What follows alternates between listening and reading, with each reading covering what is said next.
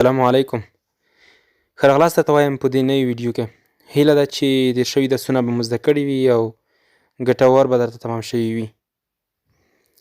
لکه څه ډول چې په تېره ویډیو کې موږ او تاسو د وان ټو په اړه منفي جملې جوړې کړې وې او د منفي جملو د جوړولو طریقه او سټرکچر مو ښودلې وه. نو انشاءالله په دې ویډیو او په دې درس کې به تاسو ته د وان ټو په اړه سوالیه سټرکچر جوړوم او په هغې باندې به درته جملې جوړوم چې څه ډول کولی شو موږ او تاسو په وان ټو باندې پوښتنه وکړو. هغه څه چې ډېر دوستان پکې مشکل لري او نشي کولی چې په وان ټو باندې دوی پوښتنه جوړه کړي. انشاءالله په دې ویډیو کې او انشاءالله له دې ویډیو څخه وروسته به درته پوښتنه کول بیخي اسانه شي او تاسو به وکولی شئ چې په وان ټو باندې جملې جوړه کړئ او هم ورباندې پوښتنه وکړئ. نو راځئ چې درس او جملې شروع کړو. خو ستاسو څخه دا یادونه کوم چې که چېرته مو یوټیوب چینل نه وي سبسکرایب کړی نو یولی ټیچر یوټیوب چینل در سره سبسکرایب کړئ. لومړی جمله ده Do you want to speak? Do you want to speak? آیا ته غواړې چې خبرې وکړې؟ Do you want to speak? آیا ته غواړې چې خبرې وکړې؟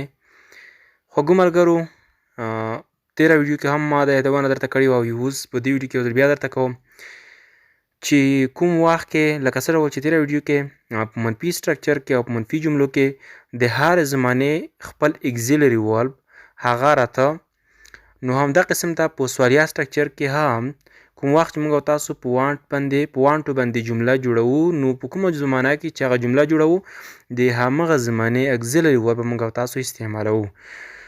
او دا هم در سره یاد کړئ چې نوموړی اګزیلري ورب به د جملې په سر کې استعمالیږي او نور به سټرکچر په همغه ډول وي څه ډول چې د نوموړي زمانې سټرکچر ده.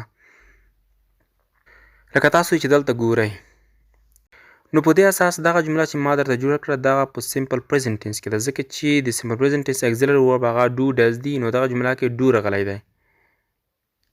بله جمله هغه هم په سمپل پریزنټ ټینس کې او په ډز باندې Does he want to come? Does he want to come? آیا هغه غواړي چې دلته راشي؟ Does he want to come?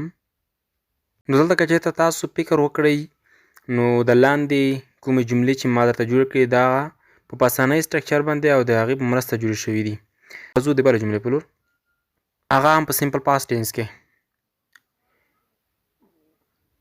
Did he want to go? Did he want to go? آیا هغه غوښتل چې لاړ شوی وای؟ Did he want to go? آیا هغه غوښتل چې لاړ شوی وای په تېره زمانه کې. دلته هم د پاست ټینس اګزیلري ورب چې هغه ډېر دی استعمال شوی دی. بله جمله هغه هم په سمپل پاست ټینس باندې Did he want to play? Did he want to play? آیا هغه غوښتل چې لوبه وکړي وای؟ Did he want to play?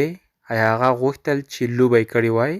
نو خوږو ملګرو په اسانۍ سټرکچر چې ما درته لیکلي ده د دې په مرسته تاسو کولی شئ چې په هره زمانه کې په وان ټو باندې تاسو جملې جوړې کړئ. ما همدغه یوازې د هغه دوه زمانو کې درته جوړې کړې او نور تاسو خپله له ځان څخه پریکټس ورباندې وکړئ تمرین ورباندې وکړئ انشاءالله مشکله به نه وي.